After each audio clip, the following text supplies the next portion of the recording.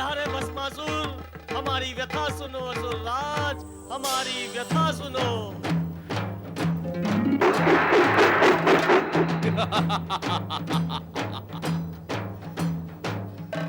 असुर भाइयों, मैंने अपने भस्मक वरदान का प्रयोग करके तीनों लोगों में आतंक ही आतंक मचा दिया है। अब कहो, तुम मुझसे क्या चाहते हो? महाबली भस्मासुर, आपके आतंकवाद से हमारा क्या हित होगा? तो फिर कैसा हित चाहते हो तुम? सारी असुर जाति का हित चाहते हैं हम। देखते नहीं, देवताओं के भय से हम वन में किस प्रकार छुपे हुए हैं।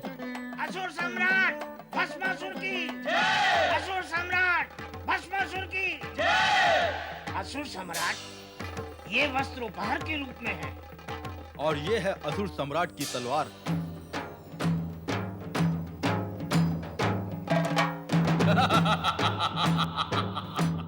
लगता है अब हमारा उद्धार निश्चित है।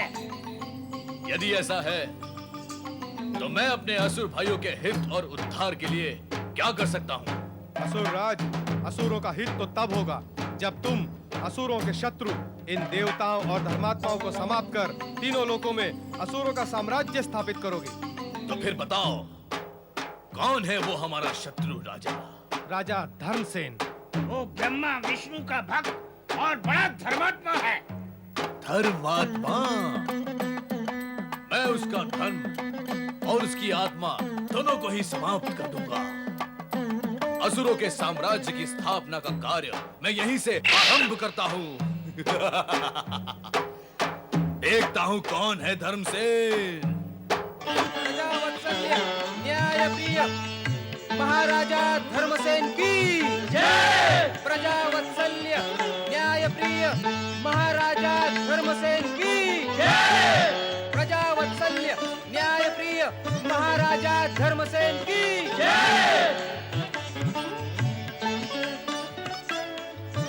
महामंत्री प्रसेन जी, आज्ञा करें महाराज। हमारी प्रजा के कुशल मंगल के समाचार कहें।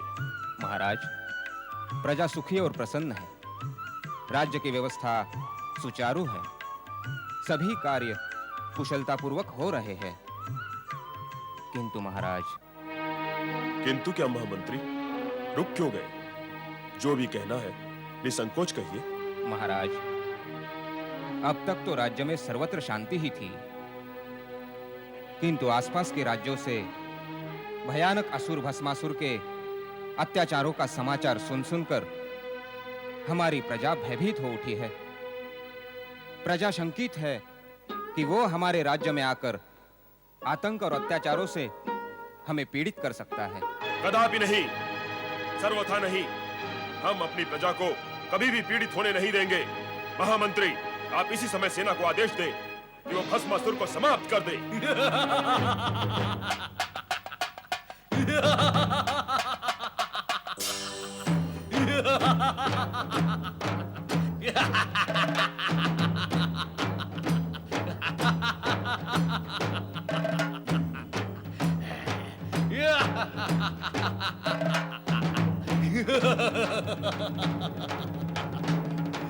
भस्मासुर को समाप्त करने का विचार हो रहा है। राजा धर्मसेन, क्या ये नहीं जानता कि अब तेरे समाप्त होने का समय समीप आ पहुंचा है? सेनापति, इस दुष्ट को समाप्त कर दो।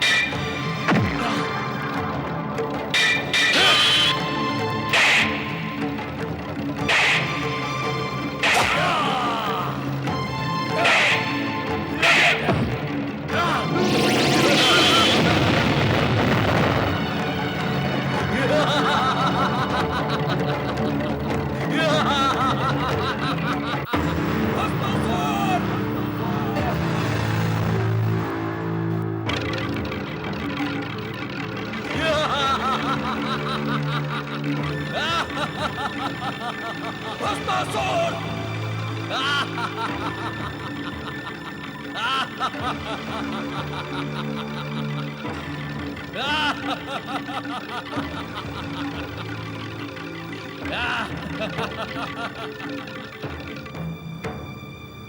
मुझे समाप्त करने का विचार करने वाला राजा धर्मसेन स्वयं समाप्त हो गया और इस राज्य में असुरों का अधिकार स्थापित हो गया।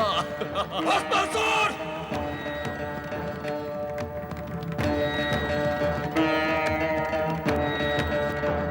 महाराज धर्मसेन के पुत्र वृषसेन के होते हुए एक असुर इस राज्य के सिंहासन पर कदापि नहीं बैठ सकता। मैं यहाँ असुरों का राज्य कदापि स्थापित नहीं होने दूंगा।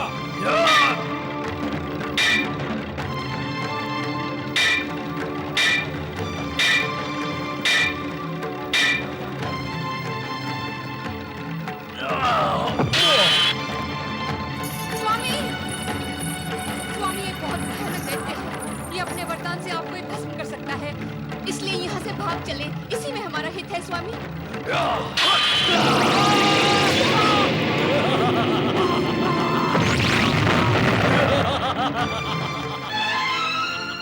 स्वामी, स्वामी।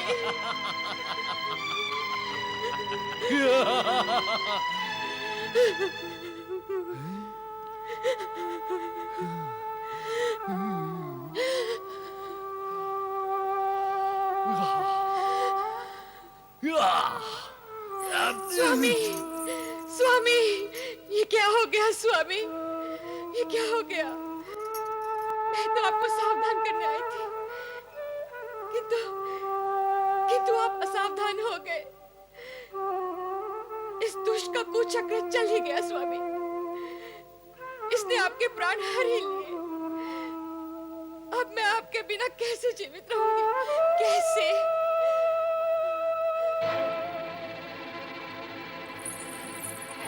हत्यारे, पापी, दुष्ट, इस प्रकार मुझे क्या देख रहा है? मैं तो असुर है, तामसिकता और अवगुणों का भंडार। मैं अपने पति के बिना एक पल भी जीवित नहीं रह सकती। अब विलंब ना कर, मुझे भी भस्म कर दे। नहीं, कर दे मुझे भस्म। नहीं। तुम जैसी परम सुंदरी को भस्म करके मैं अपना ही अहित करूं, इतना मूर्ख मैं नहीं हूं। मैं तो तुम्हें अपनी महारानी बनाऊंगा। महारानी, आओ मेरे पास आओ महारानी। स्वामी,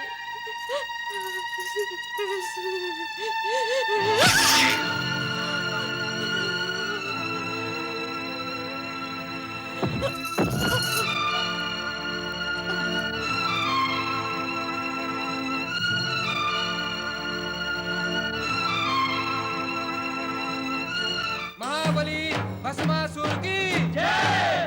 महाबली भस्मासुर की जय। महाबली भस्मासुर की जय। महाबली असुर राज की जय। महाबली असुर राज की जय। महाबली असुर राज की जय। महाबली असुर राज की जय। नारायण नारायण। परमपिता, भस्मासुर ने पृथ्वीलोक पर भयंकर उत्पात मचा रखा है। अहंकार के मद में उसके अत्याचार दिन प्रतिदिन बढ़ते ही जा रहे हैं। उसने तो स्वर्गलोक पर आक्रमण करके देवताओं को वहां से निष्कासित करने का निश्चय भी कर लिया है। यदि उसका ये निश्चय पूर्ण हो गया तो अनर्थ हो जाएगा परमपिता, अनर्थ हो जाएगा। उसे नष्ट करने का कोई आप उपाय करें। नष्ट तो उसे होना ही है नारद। विनाशकारी प्राणी अधिक समय तक तो पृथ्वी पर नहीं टिकता। दुविधा तो यह है कि उसे भगवान शिव शंकर का वरदान प्राप्त है, इसी से वो उन्मत्त हो गया है। वो दुष्ट ये भी नहीं जानता कि भगवान शिव ही उसकी विनाश लीला का आयोजन करेंगे। भगवान भोलेनाथ? वो कैसे? भस्मासुर के मन में नारी मोह जागृत हो चुका है। अतः भगवान शिव किसी सुंदर नारी द्वारा उसका अंत करवाएंगे। अब तुम जाओ नारद, नारायण नारायण नारायण नारायण नारायण। ये तो सारा जगत न जाने कब से सुन रहा है। लक्ष्मी लक्ष्मी तो तुम कभी बोलोगे नहीं। नारायण नारायण। माता, इससे पूर्व भी इस विषय पर चर्चा हो चुकी है और तब भी मैंने यही निवेदन किया था कि नारायण नाम में ही लक्ष्मी भी समाहित है। सो तो ठीक है, किंतु ये बताओ, तुम इतने समय तक थे कहाँ? त्रिदेव की लीलाओं को साकार रूप देने में व्यस्त था। अर्थात अब तुम्हारे प्रश्न समाप्त हुए हैं? नहीं नहीं माता, कदापि नहीं। प्रश्न तो प्रलय पर्यंत समाप्त नहीं होंगे। प्रश्न, सूचना एवं भक्ति, यही तो नारद का जीवन है। किंतु भस्मासुर के विषय में तुमने हमें कोई सूचना नहीं दी। सुना है कि पृथ्वी लोक पर निर्दोष प्राणियों को भस्म करने का जो भयंकर तांडव उसने मचा रखा है, उससे समस्त प्राणी पीड़ित है। सत्य सुना है आपने। किंतु ये सत्य तुमने नहीं सुना है नारद। सारे जगत की भली बुरी सूचनाएं देते रहते हो, फिर ये सूचना क्यों नहीं दी तुमने? माता, आपसे और भगवान श्री हरि विष्णु से इस जगत की कौन सी घटना छिपी हुई है? आप तो सर्वज्ञ हैं। अपनी दिव्य दृष्टि से आप जो चाहें, जब चाहें देख सकते हैं, जान सकते हैं। क्या श्री हरि विष्णु ने इस विषय में आपसे कुछ नहीं कहा? वे यहाँ होते तो कहते। वे अपने भक्तों की रक्षा करने पृथ्वी लोक गए हैं। भक्तों की रक्षा करने के लिए पृथ्वी लोक गए हैं? कौन से भक्तों की?